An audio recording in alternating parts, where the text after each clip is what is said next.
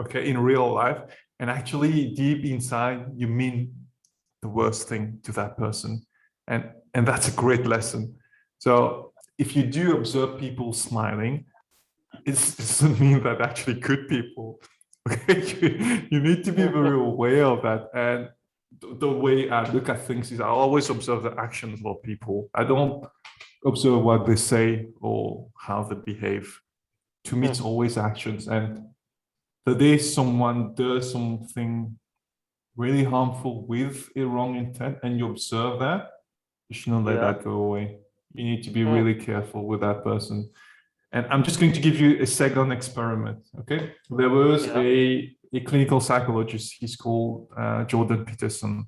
So he went to a prison, okay? He went to a prison, and when he went there, there were a group of prisoners, okay? It was their break time, okay? So there was supposed to be a policeman who was going to be with him as security, okay? But something happened, that policeman went away, that guard went away. So a group of prisoners kind of circled him. And they were like, you know, tough dudes with tattoos, like really strong guys. So he felt very intimidated. Now, someone else came from the crowd, like a short guy who doesn't look like offensive, okay, and just told him, he was a prisoner. The small guy was a prisoner. Another also? prisoner, yeah. Okay. Came and said that, you know, the chief is waiting for you over there. Now, the psychologist said, okay, this guy looks less threatening, right? Compared to all the dudes there. So he just went with him. And then someone came running towards them and grabbed him by his hand and said, okay, let's go and talk in my office. So it was the one in charge of the prison. And then when he was brought to that office, the chief officer told him that, you know, that guy who was taking you away from that crowd, he actually killed 2 policemen. So I get your point, Girish. Sometimes we will say that we tend to say that l'habit ne fait pas le moine, mais souvent l'habit fait le moine, on va dire. Parce que in that case, like you see that sometimes appearances can be deceitful. That you can be a nice guy, but you have the evilish in you. But that's not what you're saying, because sometimes if you get the profile, if you watch movies, you see that the profile of some like murderers and I think the rapists and all the criminals that we have in movies, they are actually nice guys. They are not bad guys. They're actually nice guys. They like to talk. They are very friendly with people. They get the, if you have the, we can say that le silence des agneaux, like you can see, you can, the movie of Silence des agneaux. The doctor is very, the Hannibal Lecter, the doctor is very nice. He's very classy and he's a nice guy. He's very cultivated and do many things. But who would guess that he's a cannibal?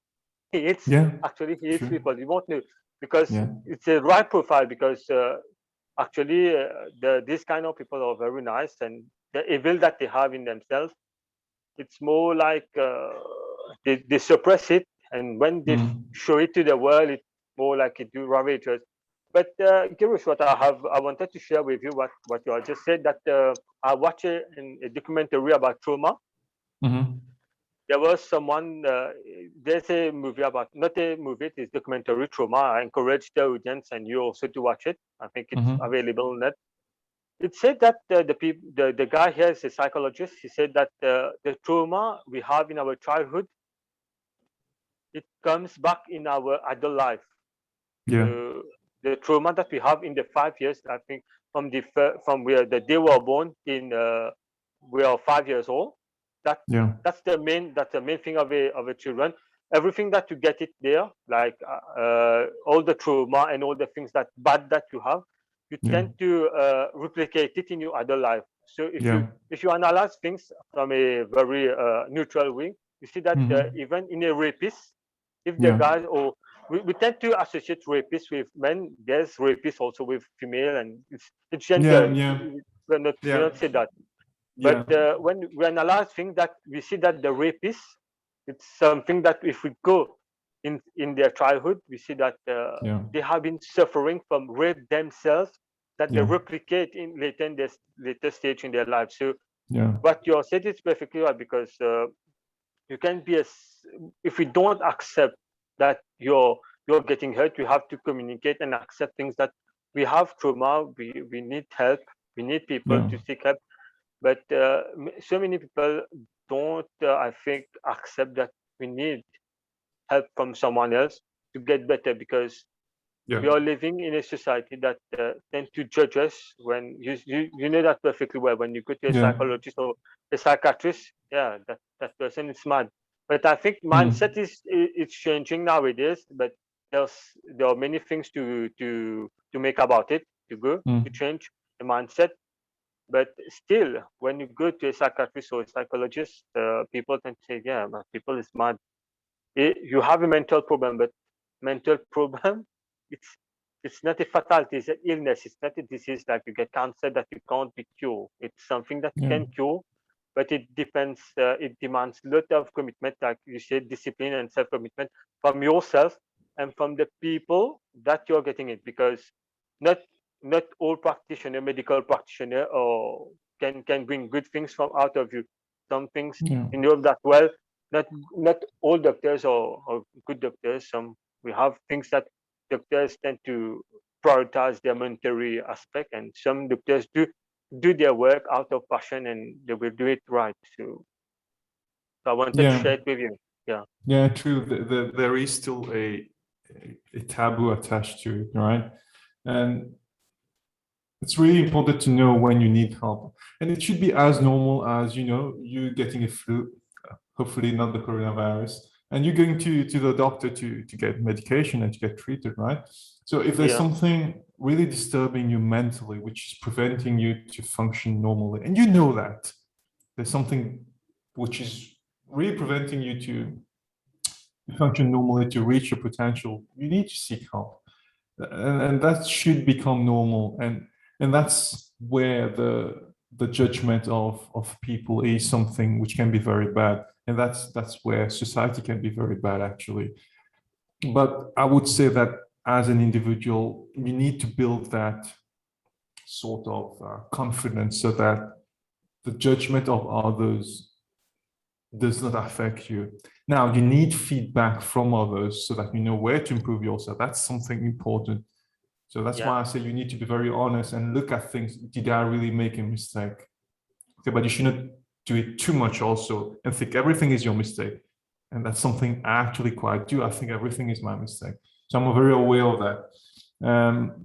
But that's something else which I'll elaborate afterwards. So it's very important to have that courage, and it all comes to courage again, to actually take that step and seek help if you need help. And hopefully, like based on the discussion we had a bit earlier, if you build a network of friends because you've been a nice person and who are very supportive, you actually cruise through that phase. I won't say effortlessly, but much better than someone else who doesn't have friends, because that person has been a bad guy or girl and has done bad things. If you behave in a destructive way, you won't have people around you. That's very easy. So it's a hell you create by yourself. All right. So that's one thing. And then you talk about trauma. And I have a belief that no one gets over trauma. Okay. I mean, what I think happens is you get the power to endure more and more when you get out of trauma. I don't know whether that's healing or no, but like, for example, for me, I've spent like maybe 10 to 15 years on medication when I was very young, okay, because I was epileptic. So that sort of trauma doesn't go away. Like when I went to do my COVID-19 vaccine, and you need to fill in that form where, you know, you look at your medical history and all that. Those past emotions came, you know, it's like a very, very long time ago, but those emotions just came and I was crippled by it at the moment, okay? But then, you know, you calm yourself down and you get out of it. So it doesn't disappear completely. And I don't, like I said, I don't think trauma goes away. But trauma actually happens. It's not nice when it happens to you. Like, you can't tell someone who was raped that, you know, it will make you stronger. You don't do that. But actually it does. It does make you stronger when you learn how to endure it. Now, the problem with trauma is that it can make you strong in a bad way.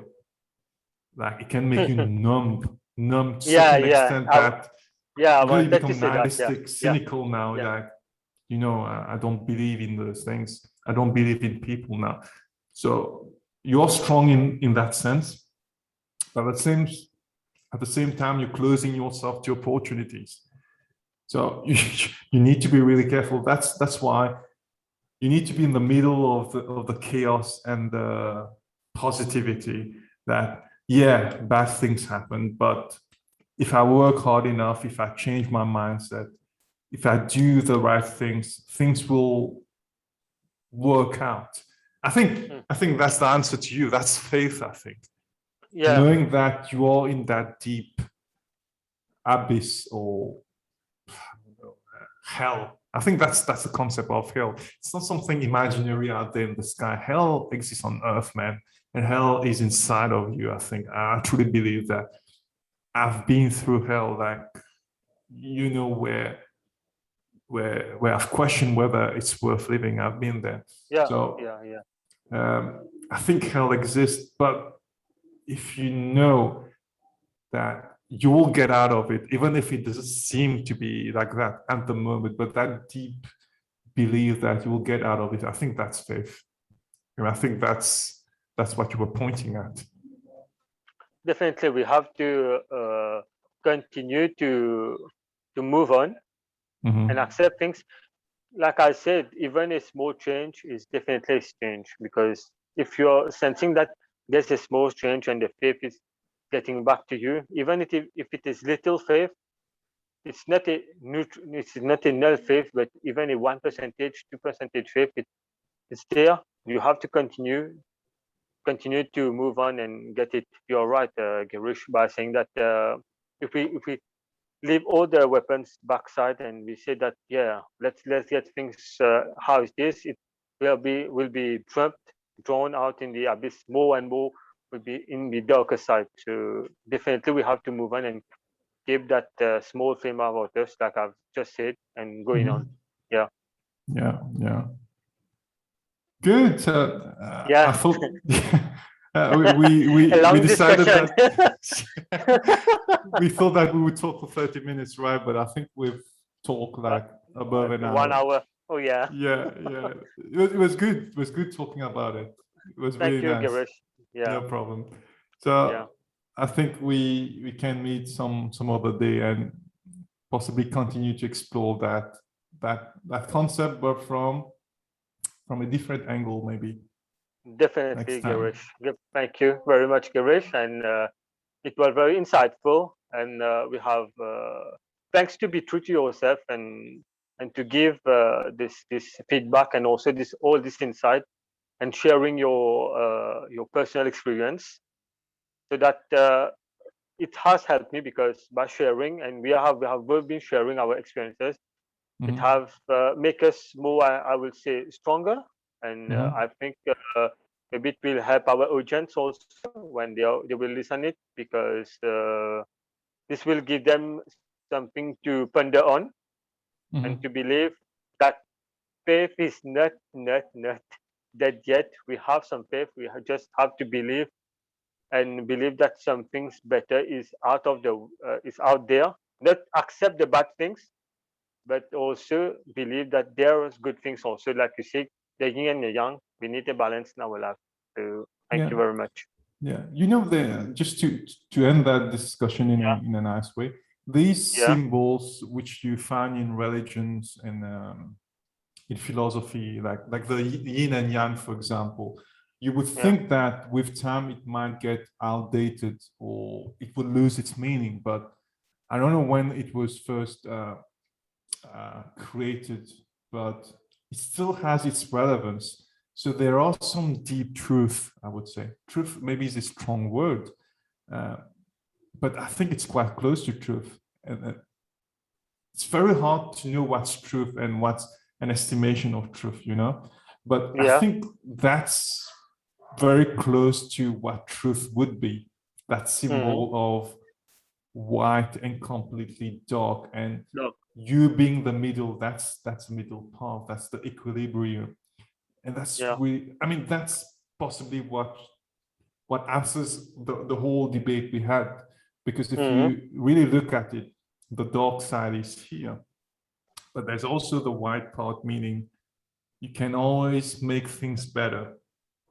Okay, but you can't just stay in that side of things where you think everything is good, because when bad things happen to you, you're going to get crushed, right? Yeah. So Yeah. you stay in the middle, and you can't always stay in that dark place, because if Yeah. you stay there too long, it's going to make you nihilistic, negative, cynical, and that's not the way you live your life. So you have to be Definitely. there in the middle, so that you know the bad exists, but you also know that you can do good things, and Yeah. that's where good people lie, I would say, Mm-hmm. because they're aware of the bad things, they're aware of the good things they can do. And I would just say something which is a bit maybe controversial. You're also aware that the bad is really in you, and you really know that. And that's why Yeah. you make an effort to really understand that the bad is in you, but you're taming it, you're trying to transcend it. You're not completely putting it in a corner. You're not trying to erase it, because I think that's very dangerous also, to just try to destroy the negative part of you and just keep the positive, because I think that makes you more vulnerable. For example, have you seen John Wick? Yeah. Definitely. Okay, I'll just Nice use an movie. extract. Okay, cool. Yeah. Yeah. So in John Wick 1, he goes to the Intercontinental Hotel.